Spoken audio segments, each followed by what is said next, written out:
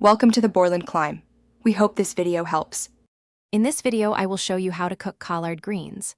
First, select the freshest greens possible, looking for firm, dark green leaves. Next, it's crucial to wash them meticulously under cold water as they can hold a lot of grit. After washing, remove the tough central stem from each leaf. You can do this by folding the leaf and tearing the stem out. Finally, stack several leaves together and slice them into 1-inch wide ribbons, preparing them for the pot. Now, let's gather our essential ingredients. You'll need a smoked ham hock or a smoked turkey leg for that classic rich flavor, along with 1 large yellow onion and 2 cloves of garlic. Begin by rendering the smoked meat in a large pot over medium heat for about 10 minutes. Then, add your diced onion and minced garlic, sautéing them until they become fragrant, which usually takes about 3 to 5 minutes.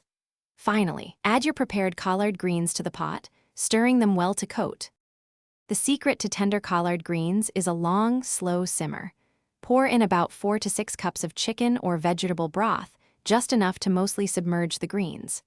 Bring this mixture to a gentle simmer, then reduce the heat to low and cover the pot tightly. Let them cook for at least 1.5 to 2 hours, or even longer, until they are incredibly tender. This slow cooking process also creates the delicious pot liquor, which is packed with flavor. Once your collard greens are wonderfully tender, it's time for the finishing touches. Taste them and adjust the seasoning with salt, freshly ground black pepper, and perhaps a pinch of red pepper flakes for a little heat. A splash of apple cider vinegar or a squeeze of fresh lemon juice can also brighten the flavors beautifully. Serve these delicious greens warm, perhaps alongside some fluffy cornbread, fried chicken, or roasted pork for a truly satisfying meal. Thanks for watching. Consider subscribing if we helped you.